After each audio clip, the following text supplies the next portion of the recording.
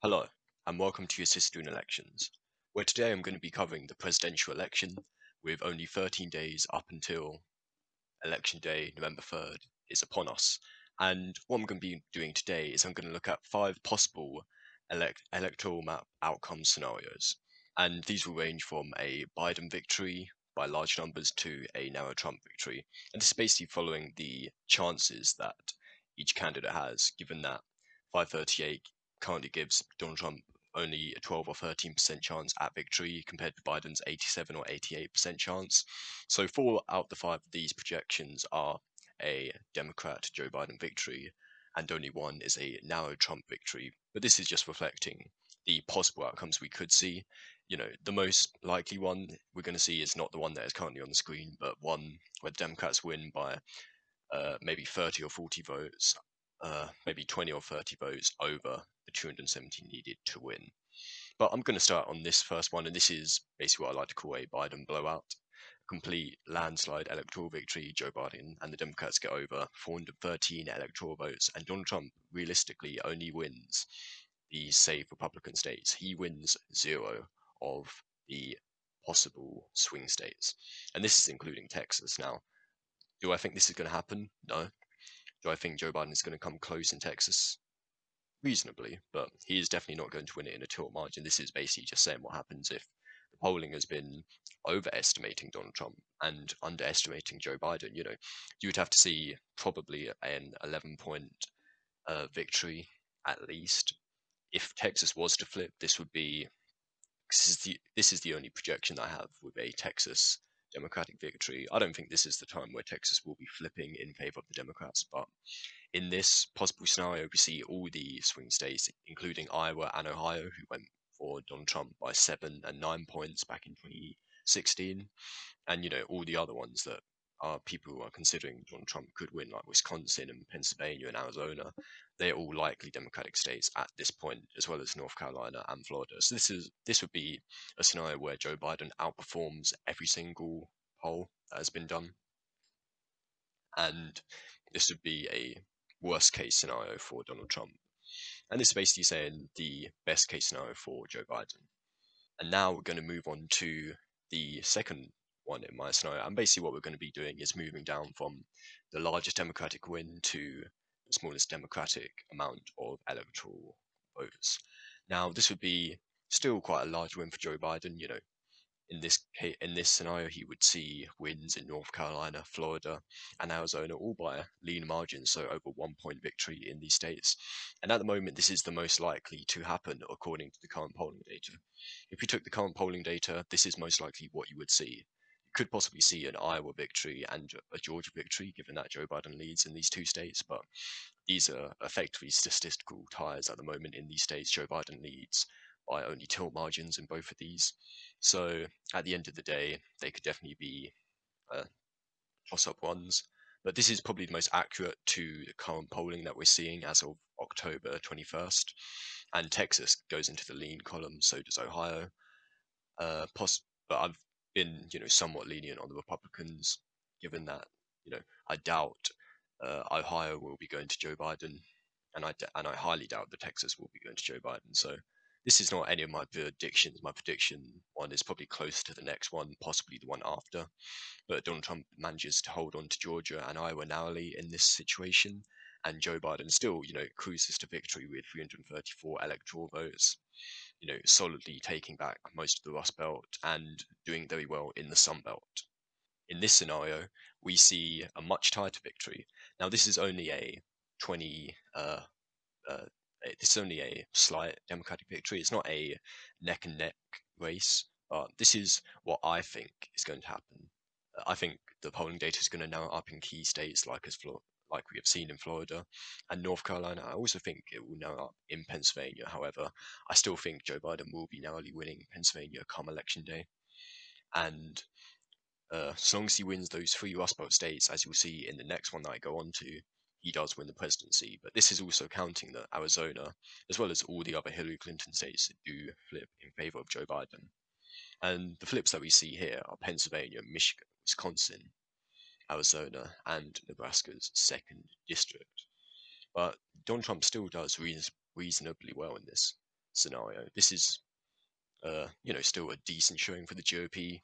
It shows that there was, some widespread support for Donald Trump, and this would probably be a 5, maybe a 4-point national popular vote victory for Joe Biden, which would still see Donald Trump narrowly carry North Carolina and Florida, as well as, somewhat solidly secure in Texas, Iowa, Ohio, and Georgia for the Republican side. But this would still be a Joe Biden victory, and you're seeing, some states such as Nevada and New Hampshire being very, very solidly for the Democrats, and Minnesota as well. You'd be seeing leads of up to 10 points for Joe Biden if this was the course for the election to result in.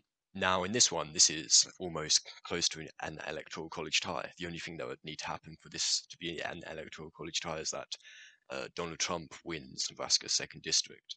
But this would still be a very, very, very narrow win for Joe Biden, and this does conclude that Donald Trump does carry on his recent successes in the state of Pennsylvania. I want to just highlight that the RCP polling averages have basically gone from a 7.5-point lead for Joe Biden only a week ago to now, the 20th or 21st of October, you're seeing a 3.8 lead for Joe Biden. His lead has effectively been kind of half, and this could be the possible Republican bounce back that me and many other electoral and political YouTubers have been looking at. And even though Donald Trump still loses in this scenario, he does very well in Florida. He gets the Latino vote out, and holds onto the senior vote in places like the Villages, and he also continues his support in the Bible Belt and the Sun Belt for the most part. However, I think Arizona, in 8 times out of 10, is going to be going for the Democrats. I think Arizona is going to go for the Democrats in more scenarios than Pennsylvania does, because the trends just show that Arizona is heading in the Democrats' column. By 2024, it could be just far enough in the Democratic column that you could be classifying it very similar to Nevada, which went for Hillary Clinton back in 2016. And I think Arizona is not exactly a lean Democratic state, but is definitely a tilt. I definitely would not characterize Arizona as a toss-up, given that the consistency and the trends, statewide, the Senate election is basically done for. Mark Kelly is up 8 points in this state, and we could also be seeing even more House districts going in favor of the Democrats, even though they currently have a majority of House districts in the state. And even though this would be a very, very tight one, it basically hinges uh, on the decisions of one or two states. Well, really one state, even a district. If one congressional district flipped in this scenario, say Nebraska's first, even though I highly doubt you would even see Nebraska's first becoming slightly competitive in this sort of scenario, that could definitely flip the balance of the election. And if Donald Trump did win Nebraska's second district in this situation, it would be an electoral college tie, and Congress would decide president and vice president.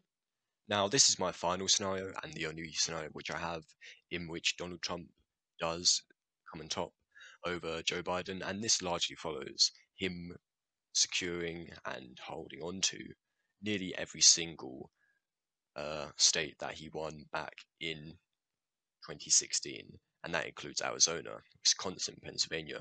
And this would basically result in very, very poor polling, such as we saw in 2016 statewide. Nationwide polling in 2016 was, quite good, but in 2016 the statewide polling was terrible in especially those Rust Belt states like Wisconsin and Pennsylvania. And we'll be seeing a 2 or 3 point margin for the president. He would be gaining votes in Pennsylvania, and in Wisconsin, you'd see roughly the same margin. I think Michigan is out of reach for the president now. It's consistently been polling, 7 or 8 points in favor of Joe Biden. Even if the polling was done terribly, even if there was a 6 point swing in favor of the president, he still loses it by 2 points. It doesn't even go into a tilt category. So Michigan at this point is effectively safe for Joe Biden. And the same with Nevada as well. There's been a consistent lead of 6 or 7 points for the Democratic challenger. And Donald Trump would narrowly win in this situation because he holds on to the support that he got in 2016. However, the reason this is very unlikely is that he has lost much of that support. In places like Arizona, in places like Pennsylvania, the suburbs of Scranton, Pittsburgh, or Philly, Joe, uh, Joe Biden has definitely clawed back some of that support, as well as the senior vote, which is very important to talk about. Joe Biden has done increasingly well, I believe. There's certain polls that say he has a 5-point lead in Donald Trump in that category, the seniors. If the seniors, come out and vote like they do in every other election, that would be a huge Biden victory, and you'd be seeing Joe Biden victories in Florida, in North Carolina, possibly even Iowa and Georgia at that.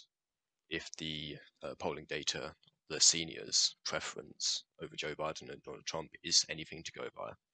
So I hope you enjoyed the video looking at the five possible scenarios, sorry, in which you could see a somewhat solid Trump re-election victory or a huge Biden blowout. And the reason I've only gone into one Donald Trump victory is realistically Donald Trump is not going to do any better than this. Say in a best case scenario, he possibly wins Minnesota, he possibly wins Nevada, he possibly wins Michigan. That is only happening in about 1 in every 200 chances. 1 in every 200 elections of 2020 would we see anything like that for the president. Whereas you only have to go about a 1 in 10 chance for Joe Biden to be winning Texas, which is so much better for the former vice president than Donald Trump, who is doing very poorly nationwide. And he will be relying very heavily on this debate coming up on Thursday night to try and turn some things in his favor and take back some of the states that he won in 2016. So, thank you for watching. Hope you enjoyed. Remember to like, comment, and subscribe, and I'll see you all again soon.